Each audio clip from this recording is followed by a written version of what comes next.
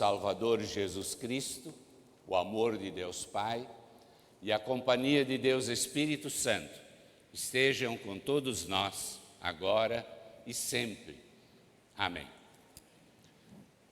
Como já foi anunciado pelo pastor Mateus, o texto base da nossa mensagem nesta manhã é o Evangelho do dia. E baseados, então, neste Evangelho, nós queremos refletir sobre esse tema que já foi divulgado também, a pedra principal no alicerce da vida.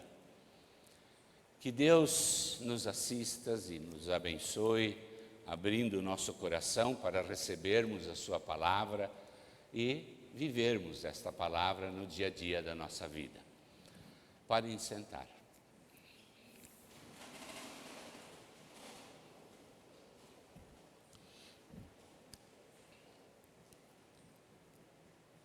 Em nome de Jesus Cristo, que é o nosso caminho, verdade e vida, saúdo os irmãos e irmãs, congregados, visitantes, amigos no Senhor, e também as nossas saudações em nome da Congregação Concórdia, a todos aqueles que estão nos acompanhando através da transmissão, nas redes sociais, e também saudamos com a bênção e a graça do Senhor, que nos acompanham juntos, abrindo seus corações para a palavra do Senhor. De modo muito especial, a minha saudação aos irmãos lá da congregação de Nova Odessa, a quem também sempre procuramos acompanhar e servir. A pedra principal no alicerce da vida. É muito provável que todos nós já tropeçamos alguma vez na vida. No verdadeiro sentido de tropeçar. Pode ser até na perna de uma mesa ou de um banco, pode ser numa cadeira ou num outro objeto qualquer. Talvez até distraidamente também já tenhamos tropeçado em alguma pedra na calçada, andando num campo. E isso dói. Ainda mais se a topada que a gente der for no dedinho. Como dói. O ouvinte talvez está se perguntando, mas por que nós estamos iniciando uma mensagem baseada no Evangelho, falando de tropeços, de dor e de pedra? Mas é que o texto do Evangelho de hoje, entre outras muitas coisas, ele fala sobre pedra. Pedras que fazem mal e pedras que fazem bem. E mais ainda, porque em nossa vida cristã e espiritual, existem realmente pedras que podem nos fazer bem ou mal. Na leitura antes feita, nós ouvimos que o Evangelho inicia com a história dos lavradores maus. Uma parábola narrada pelo próprio Salvador Jesus e que ela está registrada em 3 dos 4 evangelhos, Mateus, Marcos e Lucas. Por diversas vezes, através de parábolas, Jesus ressaltou que ele se sentia muito triste com a ingratidão dos israelitas pelo fato de eles não compreenderem e aceitarem o plano de Deus em relação a eles. E esse sentimento divino, de uma certa forma, também está bem presente na leitura do Salmo que fizemos e da própria palavra de Isaías, que também foi ouvido. Mas na parábola dos lavradores maus, Jesus começa falando sobre uma determinada vinha. Certo agricultor fez uma plantação de uvas e ele providenciou todas as instalações necessárias para a produção do vinho. Num determinado dia, ele resolveu fazer uma viagem e, para não deixar a plantação abandonada, ele então arrendou-a para alguns lavradores, na condição de que estes entregassem uma parte, uma porcentagem da produção. Quando chegou o tempo da colheita, o dono, o proprietário, mandou os seus empregados, para receberem esta porcentagem dele. E aí começou toda a tragédia. Os lavradores que tinham arrendado aquela terra agarraram alguns empregados do dono, bateram num, assassinaram outro, mataram ainda outro a pedradas, e depois de humilhar os demais por 3 vezes seguidas, os mandaram embora sem nada. Aí o dono da plantação decidiu mandar o seu próprio filho, com aquele pensamento: o meu filho eles não vão fazer mal, ao meu filho eles vão respeitar. Mas quando os lavradores viram o filho, conversaram entre si e disseram: este é o filho do dono, ele vai herdar toda a plantação, então vamos matá-lo também, e daí a plantação será nossa. E agarraram o filho, expulsaram da plantação e o mataram.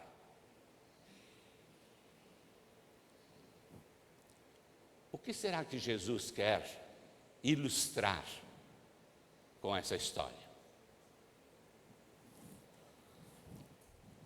Na verdade, meus irmãos, de um modo muito hábil e de uma maneira bem sutil, Jesus estava falando dele mesmo, estava falando do seu povo, da sua parreira, né? Dos seus seguidores, estava falando de Deus Pai, e estava falando também dos líderes e das autoridades religiosas da sua época. Pois veja, o agricultor, o dono da vinha, é Deus Pai. A plantação de uvas, a parreira, a vinha, é o reino de Deus. Ou seja, é o próprio povo de Deus desde os tempos do Antigo Testamento.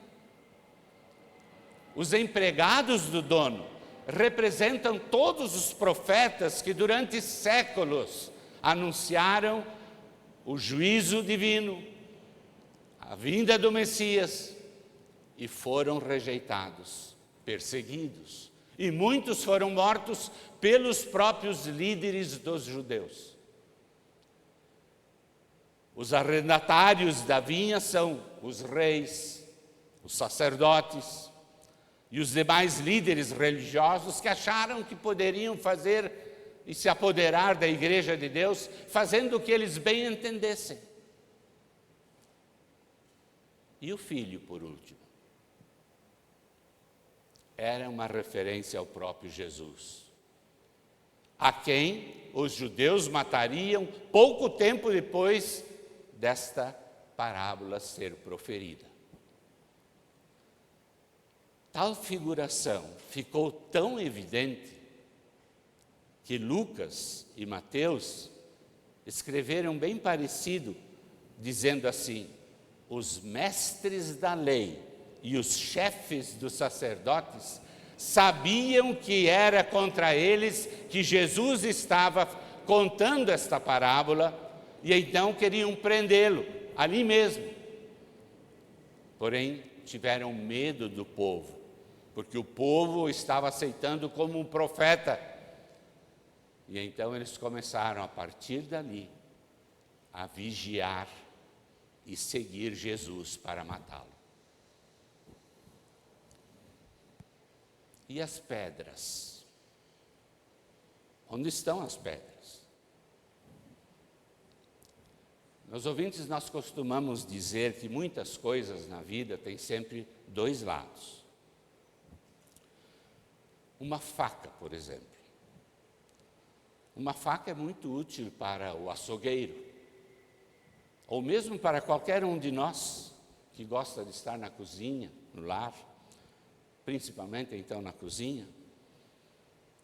Mas uma faca também pode ser utilizada para ferir alguém e até para matar, como vemos exemplos aí praticamente diários na imprensa.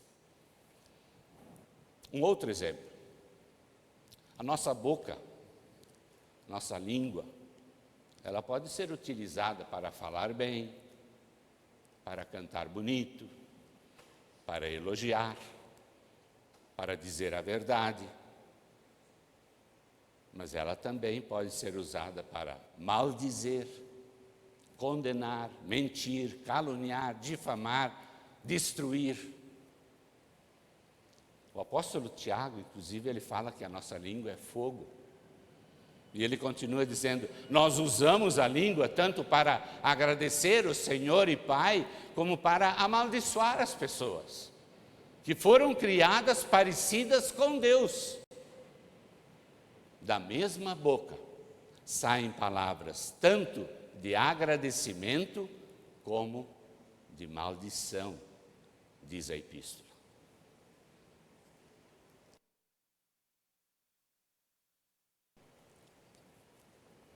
E isto aconteceu para Jesus. E assim chegamos então às pedras. Pois na continuação do texto do Evangelho, Jesus fala de si mesmo como sendo uma pedra. Diz assim lá, a pedra que os construtores rejeitaram veio a ser a mais importante de todas. Esse texto, inclusive, Jesus traz, é um texto simbólico que Jesus busca lá no Salmo 118, traz lá do Antigo Testamento, Salmo 118, versículo 22, estão estas palavras exatas. E isso deixa bem claro que ele é a pedra que os construtores rejeitaram, mas que veio a se tornar a mais importante de todas. E isto é válido ainda hoje para vocês e para mim. Para as pessoas que o rejeitarem, ele sem dúvida será uma pedra de tropeço, que machuca, que fere, que despedaça corações. Contudo, para quem acredita, quem crê e confia nele, Jesus passa a ser uma pedra boa, uma rocha firme, uma rocha segura, torna-se a pedra principal no alicerce da sua vida e da minha vida, da nossa vida. Agora perguntamos então, como será que está esse assunto comigo? Como está esse assunto consigo? Como será que isso está na nossa vida? Certamente, todos nós, sim, todos nós queremos que Jesus seja a nossa rocha firme, a rocha indispensável na base da nossa vida.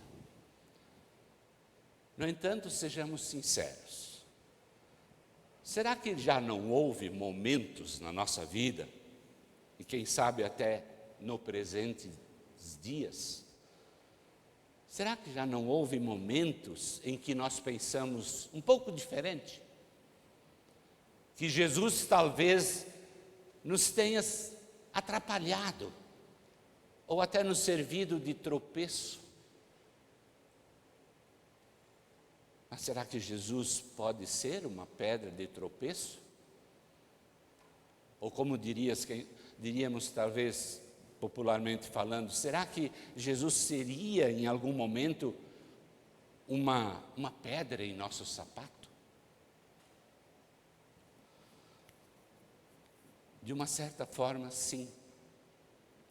Por exemplo, quando nós somos tentados a praticar alguma ação proibida, algo que todo cristão deveria evitar por ser contra a vontade de seu Deus, ou quando somos tentados a falar e a praticar o mal, e nós nem sempre resistimos, pode ser difamando alguém, criticando maldosamente alguém, tentando enganar alguém, mentir, subornar, fraudar, aliciar, ofender alguém.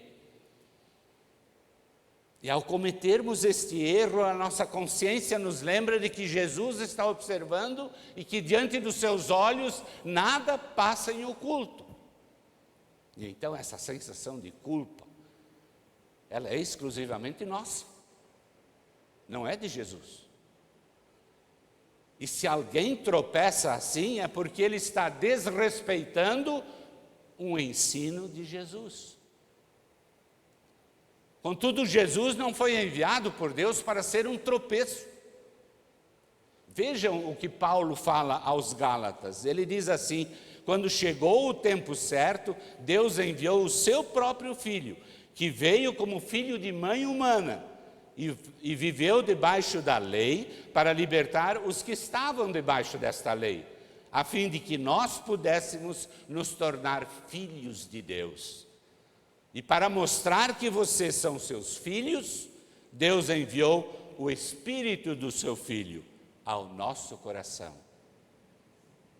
Sim, Deus amou o mundo de tal maneira que mandou o seu único Filho, para que todo aquele que nele crê não pereça, mas receba a vida eterna. Portanto, Jesus foi enviado por Deus para ser uma pedra boa. Ele foi enviado para ser a pedra angular, isto é, a pedra principal na construção da vida de todas as pessoas, de cada ser humano. Ele foi enviado para ser uma rocha firme na vida das pessoas, para conquistar o perdão dos seus pecados e garantir a salvação eterna a todos, mediante a sua morte e ressurreição. E como ele foi enviado diretamente do coração de Deus para ser uma bênção para todos aqueles que nele creem e confiam, ele é, de acordo com as Sagradas Escrituras, a pedra que veio a se tornar a mais importante de todas. Daí a justificação do nosso tema, a pedra principal no alicerce da nossa vida. Ele é esta pedra fundamental na sua vida. E o texto ainda diz assim, tirado lá do salmista: isto foi feito pelo Senhor. E daí termina, e é uma coisa maravilhosa. É uma coisa maravilhosa. Sim, é maravilhoso saber que Ele veio para salvar todos nós de nossos pecados e nos redimir através de seu sacrifício e vitória no dia da Páscoa.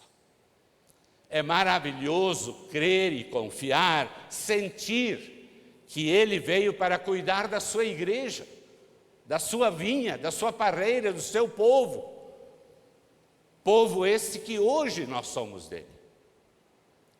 É maravilhoso ouvir, crer, confiar que Deus Pai o enviou para ser a principal pedra no alicerce da nossa vida diária. E uma vez fundamentados nela, nesta rocha firme, nós podemos então seguir tranquilos, seguir seguros, pois dizem também as Escrituras que nem as portas do inferno prevalecerão contra esta rocha eterna. Mas mesmo assim, nunca é demais lembrar para sermos vigilantes e continuarmos precavidos, porque existem muitas pedras que podem nos atrapalhar no caminho da vida. Em contrapartida, é maravilhoso lembrar então também das palavras do Salmo 91, quando lemos ali: Deus mandará que os seus anjos cuidem de você para protegê-lo aonde quer que você vá. Eles vão segurá-los com as suas mãos, para que nem mesmo os seus pés sejam feridos nestas pedras. Queridos ouvintes, sejamos, portanto, muito agradecidos a esse nosso Deus que nos ama tanto, por nós sabermos e crermos que Cristo Jesus foi enviado para ser a nossa rocha de salvação e que Ele deseja ardentemente ser a maior bênção na vida de cada um de nós e não um tropeço. Na segunda carta do apóstolo Pedro, consta que as pessoas que nele tropeçam, diz Pedro, é porque não creram na mensagem de acordo com a vontade de Deus para elas. Vocês creem? Então estão seguros e tranquilos nesta única pedra que é fundamento e alicerce da nossa vida, Jesus. Então que Jesus continue sendo sempre a nossa rocha firme em nossa vida e que todos nós possamos então, diariamente, orar com Davi e dizer assim: o Senhor é o único Deus, é a minha rocha, é o meu forte refúgio e Ele me protege aonde quer que eu vá. Ele não me deixa tropeçar e Ele me põe a salvo. Ele é o meu abrigo e com Ele eu estou sempre seguro. Amém. E a paz de Deus, que excede todo o humano entendimento, guarde os nossos corações e mentes em Cristo Jesus para a vida eterna. Amém.